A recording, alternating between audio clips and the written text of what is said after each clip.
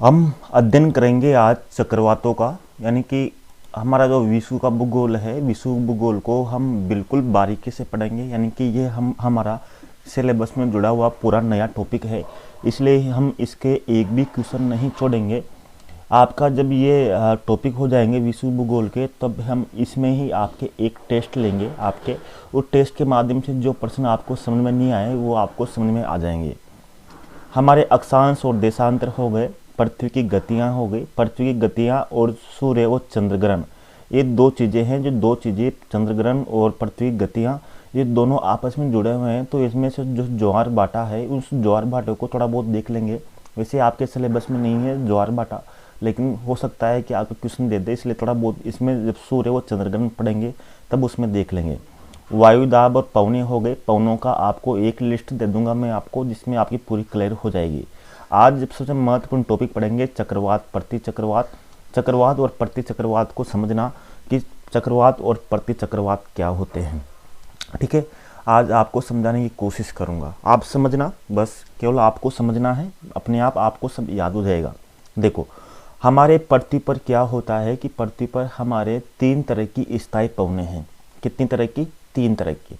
व्यापारिक पवनें, उष्ण यानी कि पछुआ पवनें और ध्रुवीय पवनें। ये जब पवनें चलती है, इन पवनों के सहारे ही अपने चक्रवात उत्पन्न होते हैं।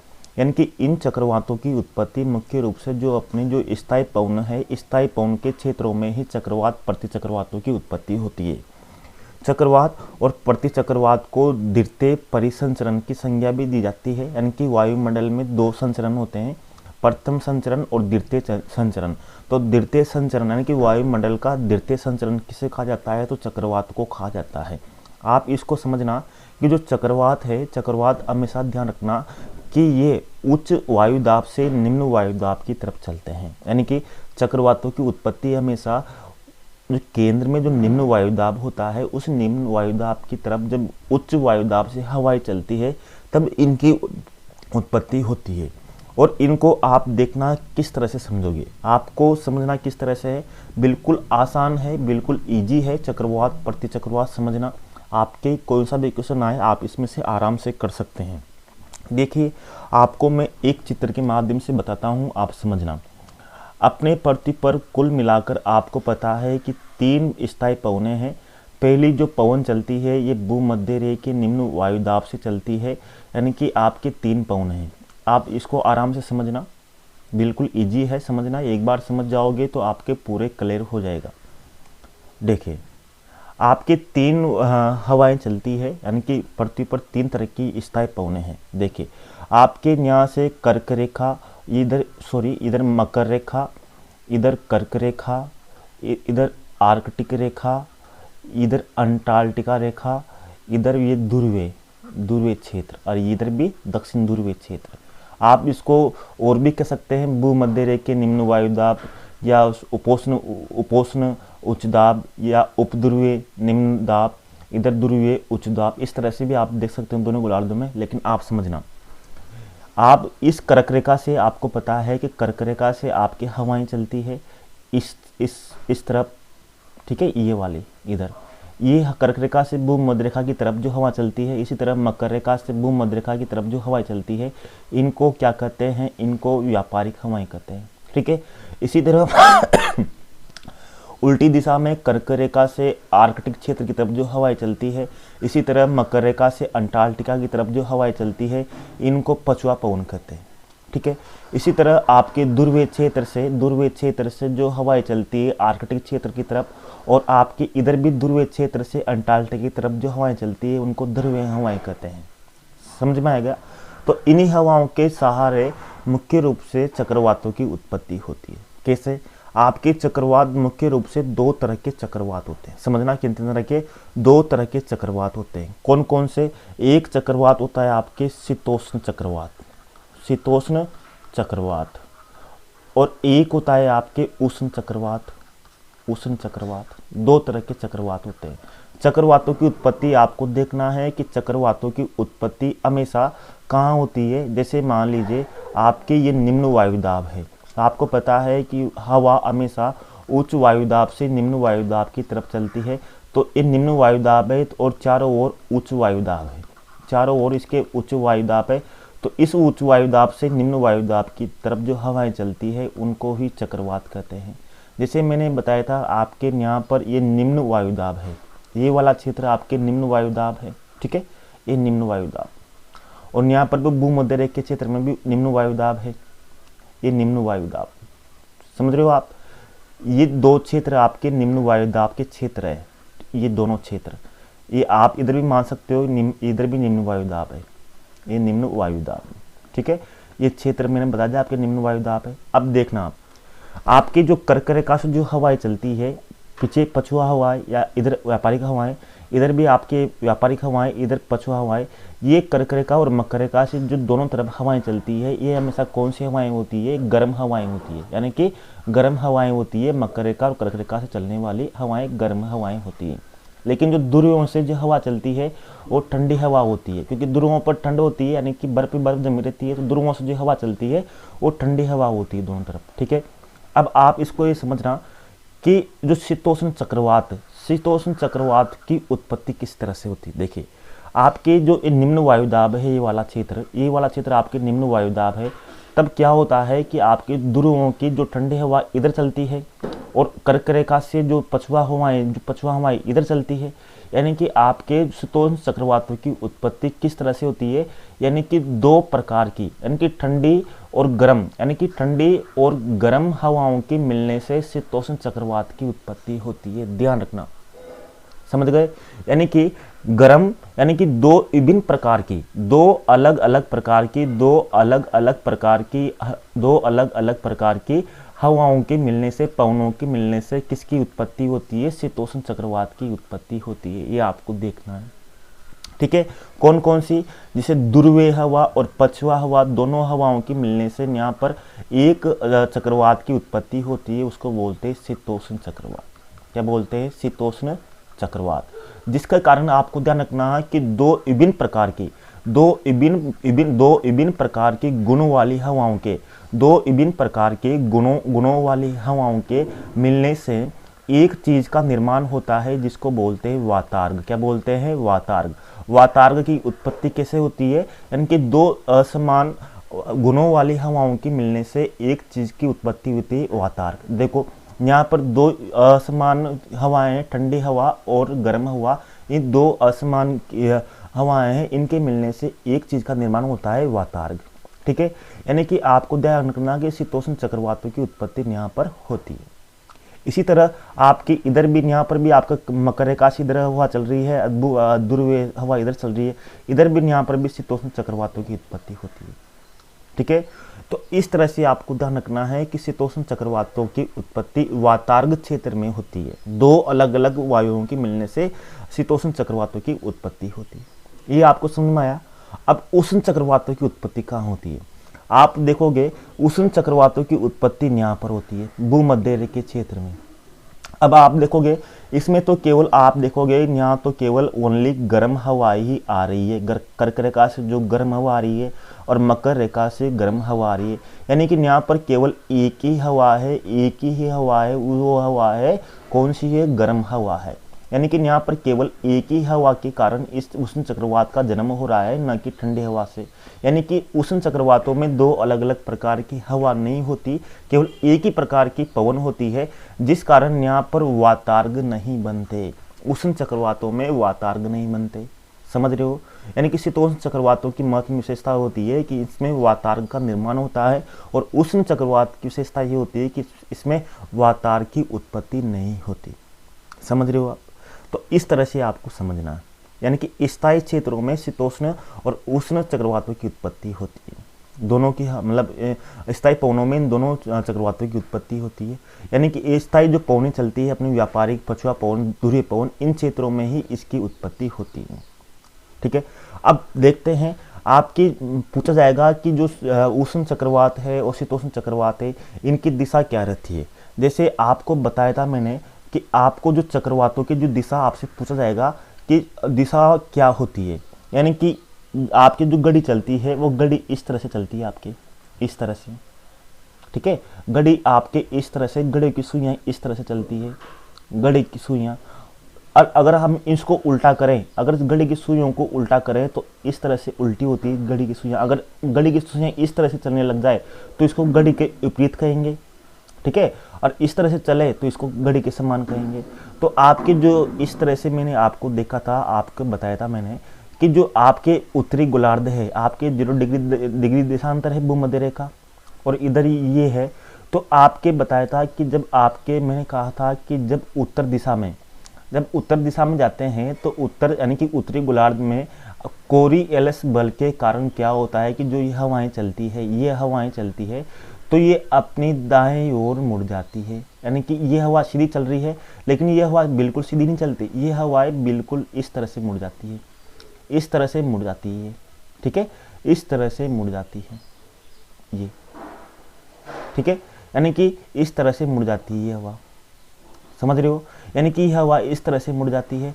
और आपके इस तरह से इस दक्षिणी गोलार्ध में देखोगे तो दक्षिणी गोलार्ध में क्या होता है कि हवा कोरियोलिस बल के कारण किस तरफ, यानी कि बाएं तरफ मुड़ जाती है। बाएं तरफ, समझ रहे हो किस तरह से मुड़ती है बाएं तरफ, यानी कि जो आपके हवाएं बाएं तरफ मुड़ जाती है इस तरह से, ये बाएं तरफ, ठीक है, ये बाएं तरफ मुड़ जाती है। अब आप बताओ, अब देखो ये हवा है ये उत्तरी गोलार्ध में, आप इसकी दाएं तरफ मुड़ी तो इसकी दिशा देखो किस तरह से हो गई, यानी कि घड़ी के विपरीत हो गई। ये देखो इस घड़ी के विपरीत हो गई।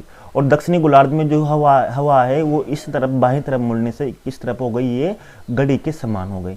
यानी कि जो चक्रवात होते हैं उत्तरी गोलार्ध में वो घड़ी की सुइयों के विपरीत हवाएं चलती हैं, घड़ी की सुइयों के विपरीत, ठीक है, विपरीत। और दिशा होती है उत्तरी गोलार्ध में जो चक्रवातों की वो घड़ी की सुइयों के विपरीत होती है। और दक्षिणी गोलार्ध में क्या होता है, दक्षिणी गोलार्ध में क्या होता है कि घड़ियों के समान इनकी दिशा होती है चक्रवातों की। ये आपको ध्यान रखना है, ठीक है। इस तरह से आपको ध्यान रखना है। जैसे आप कैसे ध्यान करोगे, आप अपने आप को मानना कि आप इस तरफ चल रहे हो। जैसे मान लीजिए आप इसमें आपको पहले समझा दे रहा किस तरह से आपको मानना है। प्रति चक्रवात की जब बात करेंगे तो क्या होगा, प्रति चक्रवात में क्या होगा कि ये प्रति चक्रवात जब चलेगा, जब हम बाद में अध्ययन करेंगे प्रति चक्रवात का, तो उसमें क्या होगा कि प्रति चक्रवात में उत्तरी गोलार्ध में जो चक्रवात में तो सुइयों के विपरीत चल रही है, तो प्रति चक्रवात में ये समान चलेगी हवा। और इधर दक्षिणी गोलार्ध में जो आपके समान चल रही है उसमें प्रति चक्रवात में आपके घड़ियों की दिशा के विपरीत चलेगी। बात करेंगे अभी। साथ में ही जो चक्रवात चलते हैं, चक्रवातों की जो शक्ति का मापन किस स्केल पे किया जाता है, तो चक्रवातों की शक्ति का मापन टी स्केल पे किया जाता है। किस स्केल पर, टी स्केल पर चक्रवातों की शक्ति का मापन किया जाता है, ठीक है। अब एक एक चक्रवातों को पढ़ते हैं और दोनों में अंतर देखते हैं कि शीतोष्ण चक्रवात और उष्ण कटिबंधीय चक्रवात क्या होते हैं। बिल्कुल आसान है, आपका कोई सा भी क्वेश्चन गलत नहीं होगा। शीतोष्ण चक्रवात, अब आपको शीतोष्ण चक्रवात बताया, यानी कि शीतोष्ण चक्रवातों के बारे में आपको बताया कि शीतोष्ण चक्रवातों की उत्पत्ति दो विभिन्न प्रकार की हवाओं के मिलने से, पवनों के मिलने से इनकी उत्पत्ति होती है। यानी कि इनका निर्माण, शीतोष्ण चक्रवातों का निर्माण मुख्य रूप से आपके देखें तो वातार्गों के कारण होता है। वातार्ग किस कारण बनते हैं, दो समान प्रकार की वायुओं से। शीतोष्ण चक्रवातों से संबंधित एक बहुत ही प्रसिद्ध सिद्धांत दिया था बर्कनीज ने। आपके पूछ सकते हैं कि शीतोष्ण चक्रवातों से संबंधित एक सिद्धांत दिया था बर्कनीज ने, वो दिया था ध्रुवीय वातार्ग सिद्धांत, ठीक है। यानी कि ध्रुवीय वातार्ग सिद्धांत किसका है, तो बर्कनीज का है। ध्रुवीय वातार्ग सिद्धांत किस चक्रवात से संबंधित है, शीतोष्ण चक्रवात से संबंधित है। इसमें बर्कनीज ने जो शीतोष्ण चक्रवातों की उत्पत्ति से संबंधित ध्रुवीय वातार्ग सिद्धांत में 6 अवस्थाएं बताई थी। कितनी अवस्थाएं बताई, 6 अवस्थाओं का उल्लेख किया था, जिनके बारे में हम देखेंगे, ठीक है। तो शीतोष्ण चक्रवातों को आपको ये देखना है। बाद में इन चक्रवातों का, जो शीतोष्ण चक्रवातों का जो आदर्श विकास होता है वो कहाँ होता है, इनका विकास होता है 33 डिग्री से लेकर 65 डिग्री अक्षांशों के मध्य इनका विकास होता है। दोनों गोलार्धों में 35 से 65 डिग्री अक्षांशों के मध्य इनका विकास होता है, ये आपको ध्यान रखना है। अब बात करते हैं यानी कि जो शीतोष्ण चक्रवात होते हैं, तो शीतोष्ण चक्रवातों के आने की सर्वप्रथम सूचना क्या होती है कि इनकी दिशा, आपको ध्यान रखना कि इनके आने से पहले क्या होता है कि मौसम में बहुत ज़्यादा परिवर्तन होता है। जैसे दिन में और सूर्य के चारों ओर प्रभाव मंडल का निर्माण होता है, प्रभाव मंडल का निर्माण हो जाता है। साथ में जिन क्षेत्रों से ये गुजरते हैं वहाँ पर मौसम संबंधी अनेक विभिन्नताएं उत्पन्न हो जाती है। साथ में ही आपको ध्यान रखना कि इनमें वायुदाब तीव्रता से कम होता है। और आज ध्यान रखना कि इसमें शीतोष्ण चक्रवातों के समय आकाश में एक मेघ का निर्माण होता है जिसको बोलते हैं पक्षाभ मेघ। क्या बोलते हैं? पक्षाभ मेघ। पक्षाभ मेघों का निर्माण इस चक्रवातों की विशेषता है। आकाश में इस तरह के पक्षाभ मेघों का निर्माण होता है, आपको ये ध्यान रखना है। इसके बाद में मैं आपको क्षेत्र बताऊंगा शीतोष्ण चक्रवातों से संबंधित। शीतोष्ण चक्रवात और उष्णकटिबंधीय चक्रवातों को हम अध्ययन कर लेंगे। पहले अब एक बार फिर देख लेते हैं उष्णकटिबंधीय चक्रवात। उष्णकटिबंधीय चक्रवातों के बारे में देख लीजिए। उष्णकटिबंधीय चक्रवात, दूसरा चक्रवात कौन सा है? उष्णकटिबंधीय चक्रवात। उष्णकटिबंधीय चक्रवातों को आपको बताया कि इसका विकास केवल एक ही प्रकार की वायु यानी कि पवन के कारण होता है। इस कारण इसमें वातार्ग नहीं पाए जाते हैं, यह आपको ध्यान रखना है, ठीक है। दूसरा, इनकी जो उत्पत्ति होती है वो 8 डिग्री से लेकर 15 डिग्री तक के बीच में ही होती है, केवल उत्तरी अक्षांशों में। कहाँ पर? केवल उत्तरी अक्षांशों में ही उत्पत्ति होती है, यानी कि उत्तरी गोलार्ध में ही उष्णकटिबंधीय चक्रवात मिलते हैं और इनकी उत्पत्ति केवल महासागरों पर ही होती है, यानी कि जो शीतोष्ण कटिबंधीय चक्रवात पड़े उनकी उत्पत्ति तो 35 डिग्री से लेकर 65 डिग्री यानी कि दोनों गोलार्धों के अक्षांशों पर होती है, लेकिन उष्ण कटिबंधीय चक्रवातों की उत्पत्ति 8 डिग्री से 15 डिग्री के मध्य केवल उत्तरी अक्षांशों पर ही होती है और केवल इनकी उष्णकटिबंधीय चक्रवात महासागरों पर ही उत्पन्न होते हैं। महासागरों पर उत्पन्न होने के बाद में, जैसे मान लीजिए आपका ये भारत है। अब भारत है तो भारत में क्या है कि यहाँ पर आपके बंगाल की खाड़ी है वाली, ठीक है, ये बंगाल की खाड़ी है, तो यहाँ पर उष्णकटिबंधीय चक्रवातों की उत्पत्ति होगी। ये उष्णकटिबंधीय चक्रवात जब महासागरों से धरातल की ओर बढ़ेंगे तो ये क्षीण हो जाते हैं, यानी कि समाप्त हो जाते हैं। जैसे ही धरातल में प्रवेश करते हैं उष्णकटिबंधीय चक्रवात क्षीण हो जाते हैं। दूसरा, उष्णकटिबंधीय चक्रवात बहुत ही भयंकर होते हैं। भयंकर क्यों होते हैं? क्योंकि उष्णकटिबंधीय चक्रवात महासागरों में उत्पन्न होने के कारण ये महासागरों की जो आर्द्रता है, जो पानी है, वो अपने में धारण कर लेते हैं। धारण करने के बाद में जैसे ही ये स्थल क्षेत्र की तरफ पड़ते हैं तो तटीय क्षेत्रों में बहुत ही भयंकर वर्षा करते हैं, बहुत ही तूफान लाते हैं, तो बहुत ही भयंकर होते हैं क्योंकि इनमें ये महासागरों से गुजरते हैं। महासागरों से ये अपनी आर्द्रता ग्रहण कर लेते हैं उष्णकटिबंधीय चक्रवात, जिस कारण ये बहुत ही भयंकर होते हैं, बहुत ही नुकसान पहुंचाते हैं उष्णकटिबंधीय चक्रवात, ठीक है। और जो शीतोष्ण कटिबंधीय चक्रवात होते हैं वो ज़्यादा नुकसान नहीं पहुंचाते हैं, ये आपको ध्यान रखना है। यानी कि जो चक्रवात आते हैं, चक्रवात आने से क्या होता है कि वर्षाएं होती है, यानी कि एक तरह से हवाएं चलती है, ये आपको ध्यान रखना है, ठीक है। यानी कि चक्रवातों की उत्पत्ति इस तरह से होती है। साथ में ही उष्णकटिबंधीय चक्रवातों का जो क्षेत्र होता है वो सीमित होता है, यानी कि इनका क्षेत्र सीमित ही होता है। और जो शीतोष्ण कटिबंधीय चक्रवात होते हैं उनका क्षेत्र ही बहुत व्यापक होता है।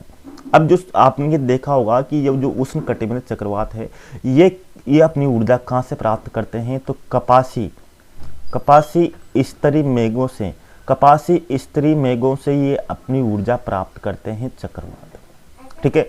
अब आपको ये बात ध्यान रखना है कि इनमें आपके प्रमुख जो विश्व में जो चक्रवात है उन चक्रवातों को देखिए कि कहाँ पर प्रमुख चक्रवात आते हैं। आपके क्वेश्चन पूछा जाएगा, जैसे भारत में तो इनको चक्रवात ही कहा जाता है, जो भारत में जो आते हैं उष्णकटिबंधीय चक्रवात उनको चक्रवात ही कहा जाता है, लेकिन विश्व में इन उष्णकटिबंधीय चक्रवातों को अलग अलग नामों से जाना जाता है। जैसे इस मैप में देखिए, यानी कि आपके जो ये उत्तरी अमेरिका महाद्वीप है, ठीक है, तो उत्तरी अमेरिका महाद्वीप में इस क्षेत्र में जो चक्रवात आते हैं उसको बोलते हैं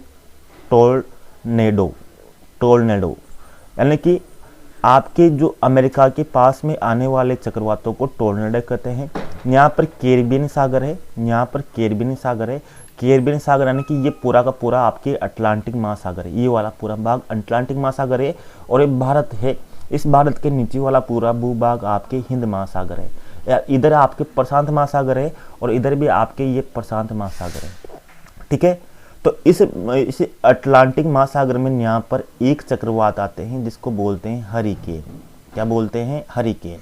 यानी कि टोर्नेडो और हरिकेन उत्तरी अमेरिका महाद्वीप से संबंधित है, ठीक है। ये चीज़ें आपको ध्यान रखनी है। लेकिन जो आपके यहाँ प्रशांत महासागर है तो यहाँ पर एक देश है फिलीपींस, ठीक है। फिलीपींस देश है, तो फिलीपींस देश में प्रशांत महासागर में यहाँ पर दक्षिणी चीन सागर के पास में यहाँ पर एक तूफान आता है, एक चक्रवात आता है, उष्णकटिबंधीय चक्रवात। उसका नाम है टाइफून, ठीक है, टाइफून। अब आपके इसमें चक्कर पड़ेगा टोर्नेडो और टाइफून में, तो इन दोनों को कैसे अलग करोगे? फिलीपींस जो देश है इसमें प है और टाइफून में भी क्या है? प है। तो ध्यान रखना, फिलीपींस देश में जो आने वाला जो उष्णकटिबंधीय चक्रवात है उसमें प ध्यान रख लेना, प में यानी कि प में भी टाइफून में प है। तो टाइफून तो कहाँ आते हैं आपको ध्यान रखना है? दक्षिणी चीन सागर में। दक्षिणी चीन सागर यहाँ पर है। सब विश्व का सबसे बड़ा सागर भी कौन सा है? दक्षिणी चीन सागर ही माना जाता है। तो फिलीपींस में टाइफून आते हैं और अटलांटिक महासागर में यहाँ पर हरिकेन आते हैं और टोर्नेडो ये है।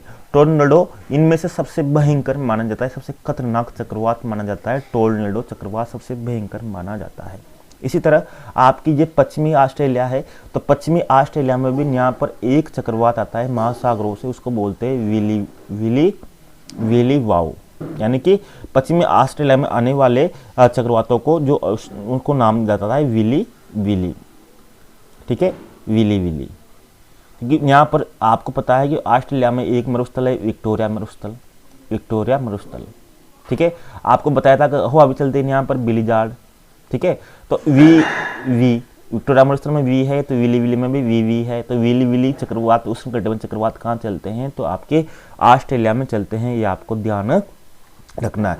ये प्रमुख चक्रवात थे विश्व के जो आपको ध्यान रखना है। जैसे आपसे पूछेगा वहाँ आपके मिलान वाले जाएंगे कि टाइफून, फिर इधर आपके मिल आ जाएगा दक्षिण चीन सागर या फिर एशिया, फिर यहाँ आ जाएगा आपका विली व्यू, तो यहाँ महाद्वीप आ जाएगा आपके ऑस्ट्रेलिया मिलान करना है। हरिकेन अमेरिका आ जाएगा, टोर्नेडो या फिर महासागर पूछ सकते हैं आपके, ये आपको ध्यान रखना है, ठीक है।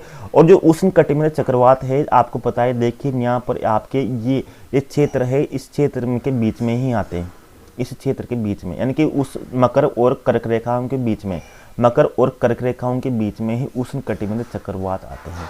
यानी कि उष्णकटिबंधीय चक्रवातों की सबसे प्रमुख विशेषता होती है कि उष्णकटिबंधीय चक्रवात वहाँ पर ही उत्पन्न होंगे जहाँ का तापमान, महासागरों का तापमान 27 डिग्री सेल्सियस होगा। यानी कि 27 डिग्री सेल्सियस से अधिक तापमान होगा, वहाँ पर ही ये पर आएंगे, ठीक है। और साथ में ही इनके लिए सर्वप्रथम ये आवश्यक है कि इन चक्रवातों की उत्पत्ति के लिए कोरियालिस बल आवश्यक है। कोरियालिस बल होगा तभी इन चक्रवातों की उत्पत्ति होगी, ये आपको ध्यान रखना है।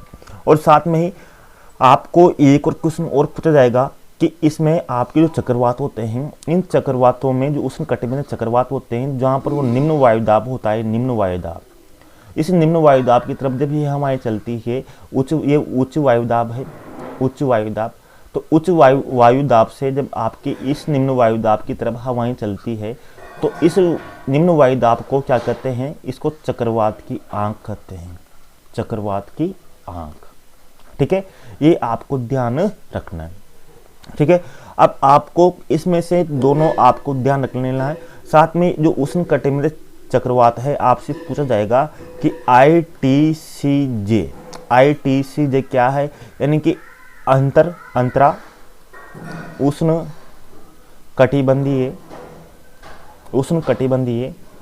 उष्णकटिबंधीय आपको अभिसरण क्षेत्र, ठीक है। अगर आपसे पूछ ले कि ITCJ यानी कि अंतरा उष्णकटिबंधीय अभिसरण क्षेत्र से कौन से चक्रवात संबंधित है, तो उष्णकटिबंधीय चक्रवात संबंधित है, उष्णकटिबंधीय चक्रवात इससे संबंधित है। यानी कि ये अंतरा उष्णकटिबंधीय अभिसरण क्षेत्र भूमध्य रेखा यानी कि विषुवत रेखा के आसपास ही पाया जाता है, ये आपको ध्यान रखना है। अब मैं आपको कुछ अंतर बता देता हूं जिससे आपको उष्णकटिबंधीय चक्रवात और शीतोष्णकटिबंधीय चक्रवातों में आपको अंतर हो जाएगा। लेकिन आपको जो मैंने बताया इसमें आपको एक क्वेश्चन और ध्यान रखना है। कौन सा क्वेश्चन ध्यान रखना है? आपके कुछ और क्वेश्चन पूछ सकते हैं। क्वेश्चन क्या पूछेंगे? यानी कि जो आपकी जो हरिकेन है, हरिकेन जो चक्रवात है जो आपके अटलांटिक महासागर में चलता है अमेरिका में, तो इसकी जो तीव्रता, हरिकेन की तीव्रता किस स्केल से मापी जाती है? तो तीव्रता किससे मापी जाती है?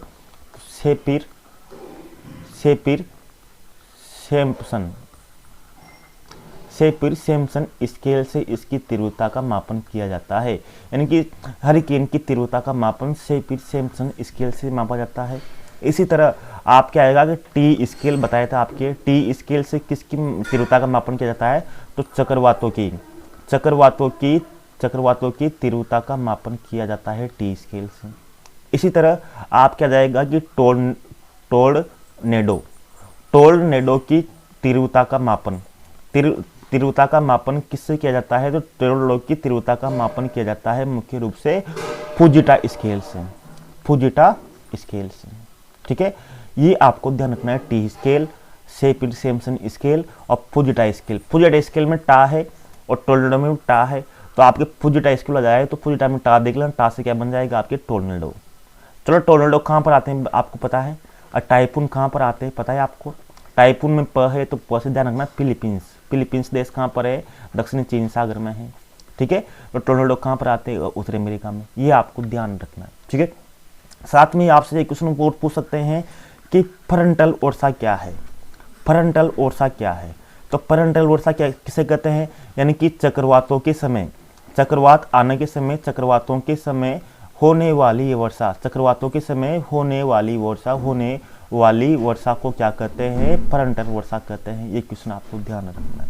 ठीक है, इसके बाद में मैं अब आपको उष्णकटिबंधीय चक्रवात और शीतोष्णकटिबंधीय चक्रवातों में कुछ अंतर देख लीजिए, क्योंकि आपके वहां पर अंतर पूछ सकते हैं।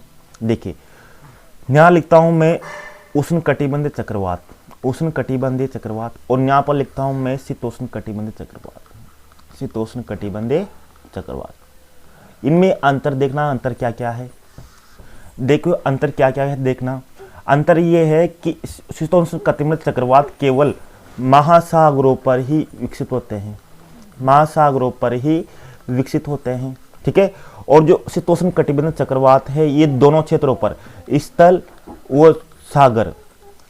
और सागर यानी कि स्थल भाग पर और महासागरों पर, दोनों भागों पर विकसित होते हैं।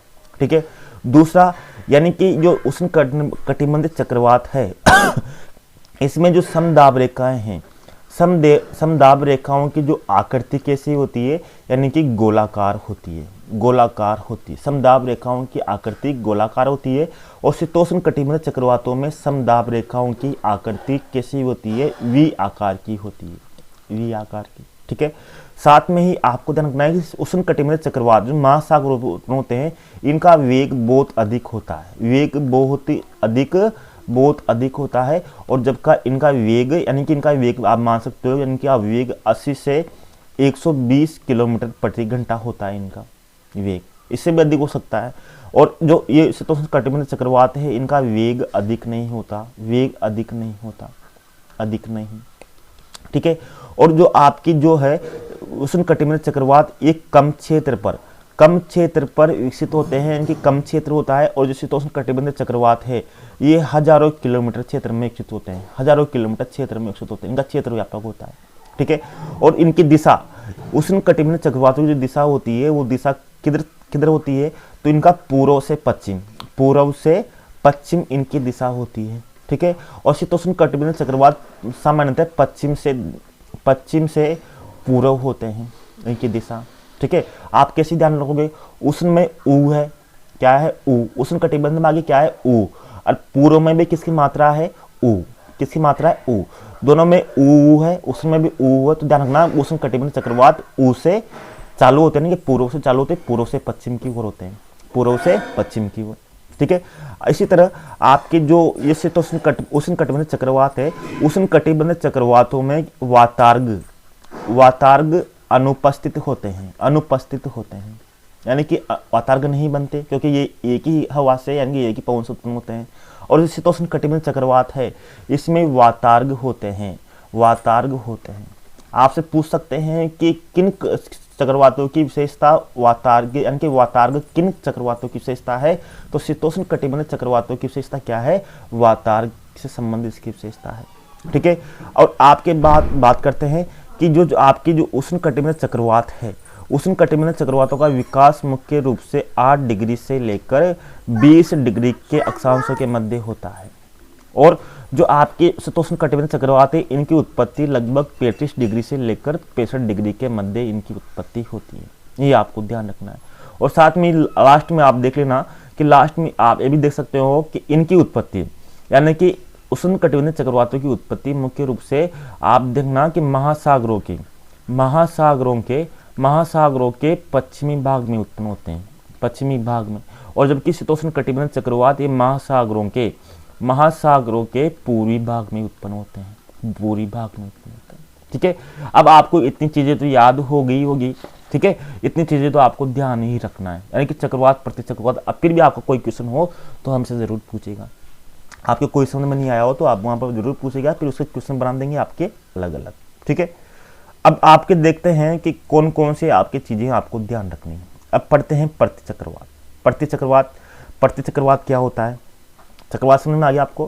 प्रति चक्रवात क्या होता है, प्रति चक्रवात छोटे छोटे टॉपिक है आपके वर्ल्ड ज्योग्राफी में, यानी कि विश्व भूगोल में आपके छोटे छोटे टॉपिक है, लेकिन आपके विश्व भूगोल से 4 या 5 यानी कि आपसे 5 से अधिक क्वेश्चन इससे नहीं पूछे जाएंगे। आपके पेपर में 4 या 5 क्वेश्चन पूछे जाएंगे, लेकिन आपकी मेरिट विश्व भूगोल का जो 3 या 4 क्वेश्चन रहेंगे वही तय करेंगे, क्योंकि अधिकांश बच्चे विश्व भूगोल से संबंधित क्वेश्चनों पर अधिक उलझ जाएंगे। आपका अगर इसमें से एक क्वेश्चन सही होता है तो आपके अन्य सब्जेक्ट के क्वेश्चनों से आपके 2-3 बार यानी कि आपके बहुत ही इंपॉर्टेंट होने वाले हैं। प्रति चक्रवात क्या होते हैं, देखिए आपके प्रति चक्रवात कहाँ उत्पन्न होते हैं, यानी कि जैसे मैंने कहा कि आपके जो निम्न वायुदाब है, ये निम्न वायुदाब है, इस निम्न वायुदाब की तरफ आपको पता है, इस निम्न वायुदाब से इसके चारों ओर, निम्न वायुदाब के चारों ओर जो आपके ये उच्च वायुदाब है, इस उच्च वायुदाब से ये उच्च वायुदाब है, उच्च वायुदाब। ठीक है, इस उच्च वायुदाब से निम्न वायुदाब की तरफ जब हवाएं चलती है तो इससे तो चक्रवातों की उत्पत्ति होती है, चक्रवातों की। ठीक है, लेकिन फिर क्या होता है, जब ये उच्च वायुदाब से जब यहाँ हवाएं चलती है तो धीरे धीरे फिर इस निम्न वायुदाब में क्या होता है कि वापस फिर थोड़े समय बाद में यहाँ पर उच्च वायुदाब बन जाता है, उच्च वायुदाब बन जाता है। ठीक है, इन निम्न वायुदाब की जगह फिर धीरे धीरे क्या हो जाता है, उच्च वायुदाब बन जाता है इस तरह से। फिर जब हवाएं आपके उच्च वायुदाब से बाहर की ओर चलती है, निम्न वायुदाब की तरफ चलती है, वापस ये हवाएं इस तरह से चलती है, यानी कि उच्च वायुदाब से फिर बाहर की ओर चलती है, तो उसको प्रति चक्रवात कहते हैं। क्या कहते हैं, प्रति चक्रवात। यानी कि आप देख सकते हैं कि चक्रवात के बाद में ही प्रति चक्रवातों की उत्पत्ति होती है। यानी कि जब आपके जैसे आपके इस तरह से देख सकते हैं, ये भारत है, भारत के बाद में से आपकी बंगाल की खाड़ी है, इस बंगाल की खाड़ी से जब आपकी उष्ण कटिबंधीय चक्रवात यहाँ चलेंगे और यहाँ खत्म हो जाएंगे, खत्म होने के बाद में जब ये चक्रवात यहाँ खत्म हो जाएंगे तो वापिस फिर हवाएं इधर चलेगी, वापिस हवाएं इधर चलेगी, तो इसको प्रति चक्रवात कहते हैं। क्या कहते हैं, प्रति चक्रवात। ये आपको ध्यान रखना है। ठीक है, अब प्रति चक्रवातों में यानी कि हवाएं केंद्र से बाहर की ओर चलती है। अगर आपसे पूछे कि जब हवाएं केंद्र से बाहर की ओर चले तो उसको क्या कहते हैं, तो उसको प्रति चक्रवात कहते हैं। जैसे ये केंद्र है आपका, ये वाला, इससे बाहर की ओर हवा चल रही है तो उसको क्या बोलेंगे, प्रति चक्रवात। और जब आपके हवाएं बाहर से केंद्र की